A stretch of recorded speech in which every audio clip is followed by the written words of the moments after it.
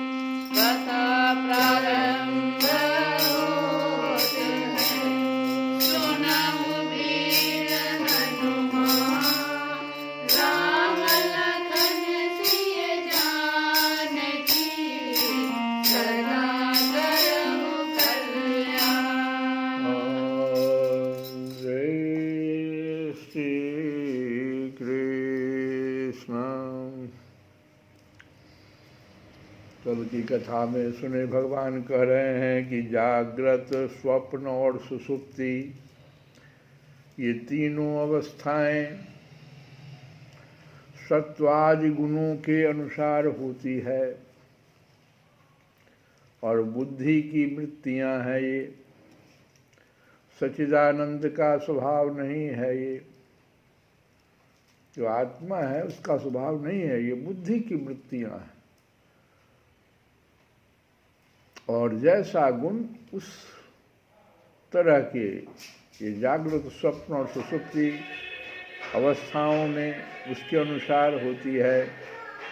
तीनों अवस्था इन वृत्तियों का साक्षी होने के कारण, और चूंकि आत्मा इसका साक्षी है तो जीव उनसे विलक्षण है। यह सिद्धांत श्रुति, युक्ति और अनुभूति से युक्त है। अनुभूति में भी ऐसा आता है, क्योंकि बुद्धि वृत्तियों के द्वारा होने वाला यह बंधन ही आत्मा में त्रिगुणमयी वृत्तियों का दान करता है। इसलिए तीनों अवस्थाओं से विलक्षण और उनमें अनुगत मुझ तुरीय तत्व में स्थित होकर इस बुद्धि के बंधन का परित्याग कर दे। भगवान कह रहे हैं ये बुद्धि का बंधन है, इसको परित्याग करना चाहिए। तब विषय और चित्त दोनों का युगपत त्याग हो जाता है। जो तुम पूछ रहे हो कि विषय और चित्त एक हो जाता है, तो दोनों का त्याग हो जाता है। यह बंधन अहंकार की ही रचना है और यही आत्मा के परिपूर्णतम सत्य, अखंड ज्ञान और परमानंद स्वरूप को छिपा देता है। इस बात को जानकर विरक्त हो जाए और अपने तीन अवस्थाओं में अनुगत तुरीय स्वरूप में होकर संसार की चिंता को छोड़ दें।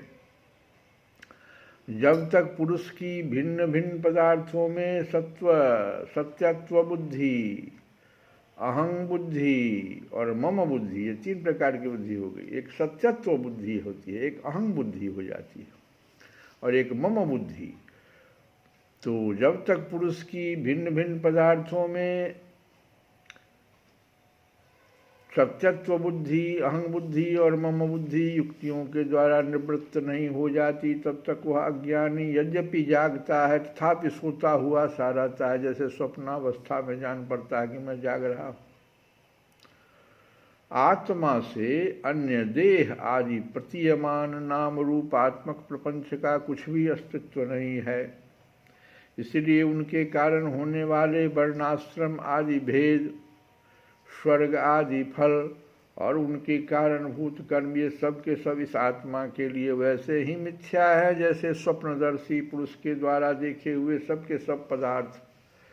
जो जागृत अवस्था में समस्त इंद्रियों के द्वारा बाहर दिखने वाले संपूर्ण क्षणभंगुर पदार्थों को अनुभव करता है और स्वप्नावस्था में हृदय में ही जागृत में देखे हुए पदार्थों के समान ही वासनामय विषयों का अनुभव करता है, और सुषुप्ति अवस्था में उन सब विषयों को समेट कर उनके लय को भी अनुभव करता है। वो सब एक ही है। जागृत अवस्था के इंद्रिय, स्वप्नावस्था के मन और सुषुप्ति की संस्कारवती बुद्धि का भी वही स्वामी है, क्योंकि वह त्रिगुणमयी तीनों अवस्थाओं का साक्षी है। जिस मैंने स्वप्न देखा, जो मैं सोया, वही मैं जाग रहा हूँ। इस स्मृति के बल पर एक ही आत्मा का समस्त अवस्थाओं में होना सिद्ध हो जाता है। ऐसा विचार कर मन की ये तीनों अवस्थाएं गुणों के द्वारा मेरी माया से मेरे अंश स्वरूप जीव में कल्पित की गई है और आत्मा में ये नितांत सत्य है, ऐसा निश्चय करके तुम लोग अनुमान सत्पुरुषों द्वारा किए गए उपनिषदों के श्रवण और तीक्ष्ण ज्ञान खड्ग के द्वारा सकल संशयों के आधार अहंकार का छेदन करके हृदय में स्थित हुए मुझ परमात्मा का भजन करो। यह जगत मन का विलास है, दिखने पर भी नष्ट प्राय है।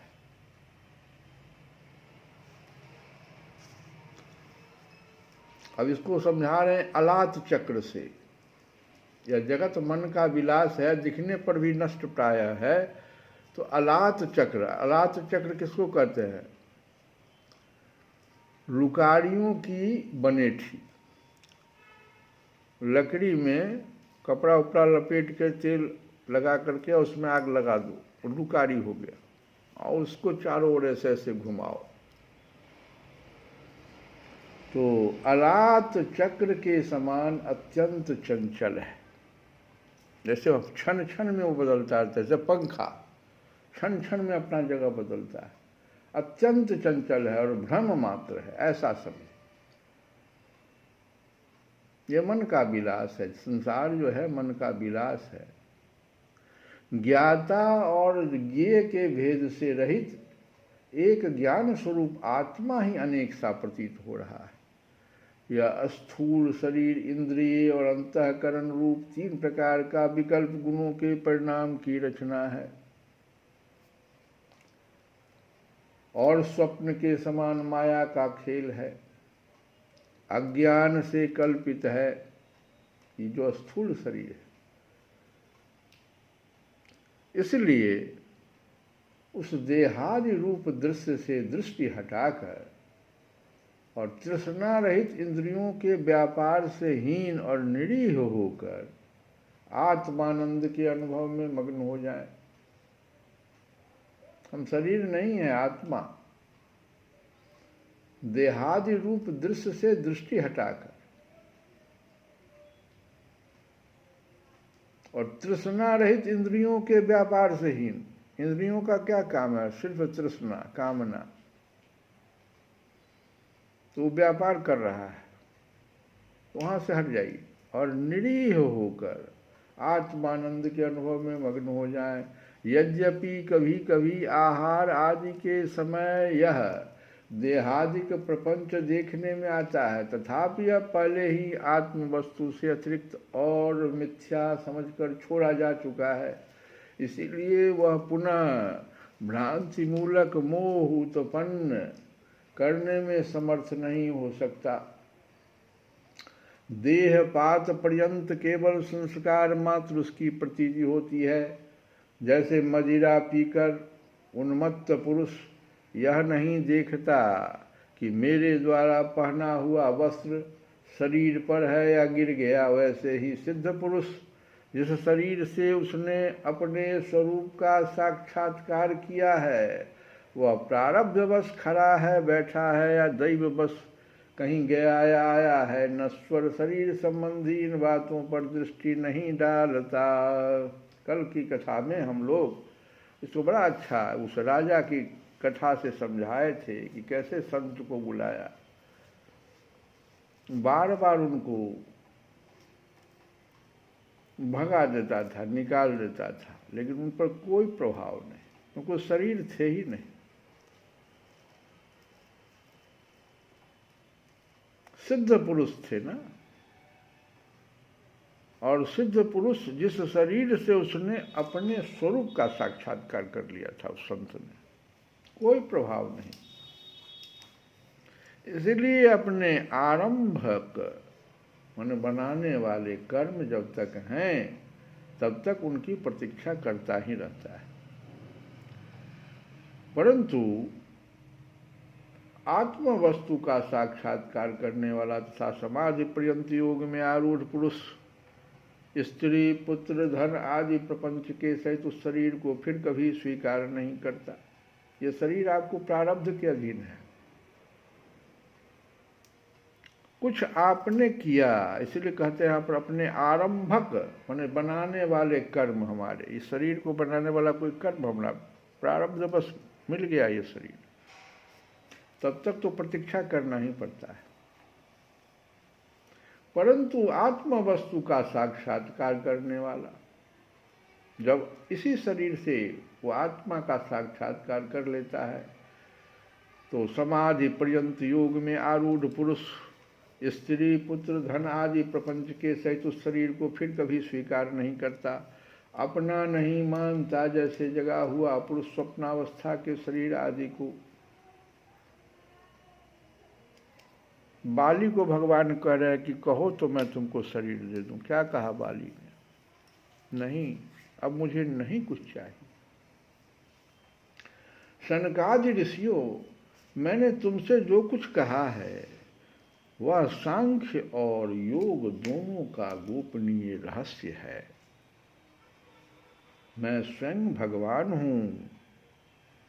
तुम लोगों को तत्व ज्ञान का उपदेश करने के लिए ही यहाँ आया हूं, ऐसा समझो।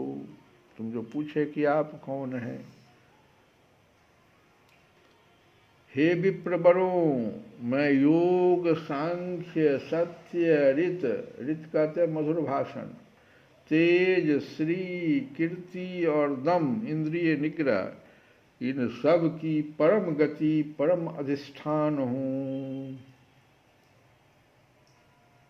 मैं समस्त गुणों से रहित हूँ और किसी की अपेक्षा नहीं रखता, फिर भी साम्य, असंगता आदि सभी गुण मेरा ही सेवन करते हैं, मुझ में ही प्रतिष्ठित हैं, क्योंकि मैं सबका हितैषी, सुहृद, प्रियतम और आत्मा हूँ। सच पूछो तो उन्हें गुण कहना भी ठीक नहीं है, क्योंकि वे सत्वादि गुणों के परिणाम नहीं हैं और नित्य हैं। प्रिय उद्धव, इस प्रकार अब भगवान उद्धव से कहते हैं, ये तुमने जो प्रश्न किया कि सनकादि ऋषियों से आप किस स्वरूप से और क्या आपने शिक्षा दिया था, तो अब कहते हैं कि हे उद्धव सुनो, मेरे प्रिय उद्धव, इस प्रकार मैंने सनकादि मुनियों के संशय मिटा दिए जो ब्रह्मा जी नहीं मिटा पा रहे थे। उन्होंने परम भक्ति से मेरी पूजा की और स्तुतियों द्वारा मेरी महिमा का गान किया। जब उन परमर्षियों ने भली भांति मेरी पूजा और स्तुति कर ली, तब मैं ब्रह्मा जी के सामने ही अदृश्य होकर अपने धाम में लौट आया। श्री राम जय राम जय जय राम, श्री राम जय जय राम। प्रेम मुदित मन से कहो राम राम राम। प्रेम मुदित मन से कहो राम राम राम। प्रेम मुदित मन से कहो राम राम राम।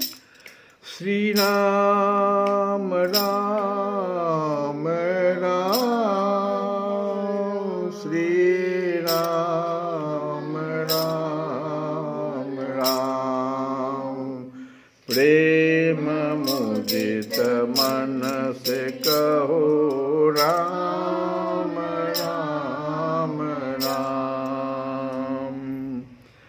तो होगा क्या? पाप कटे दुख मिटे,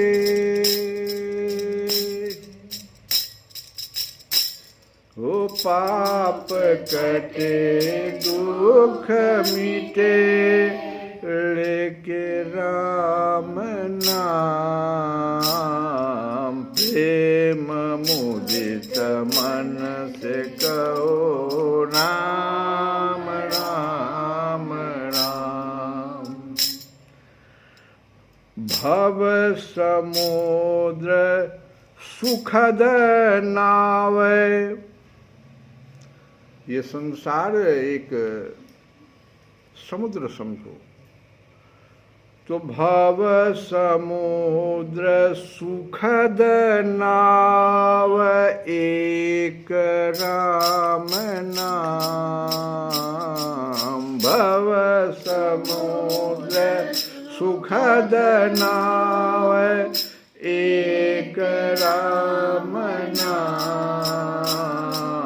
परम शांति सुख निधान, एक राम नाम। अरे परम शांति सुख निधान एक राम नाम। निराधार को आधार, बहुत सुंदर बात, कि निराधार को आधार एक ही राम नाम।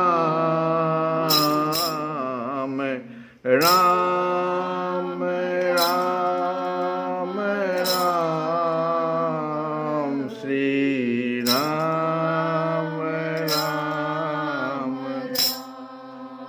ओ राम राम राम श्री राम राम राम।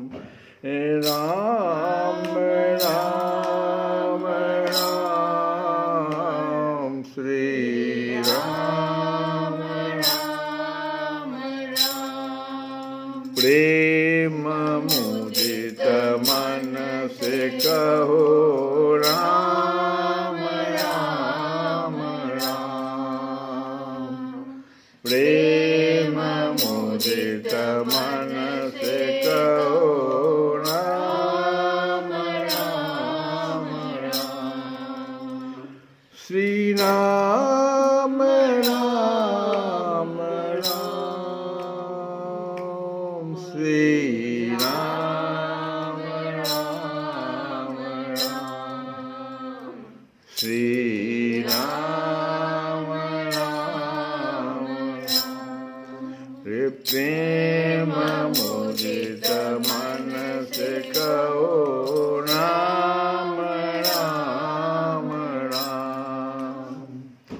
पाप कटे दुख मिटे लेके राम नाम।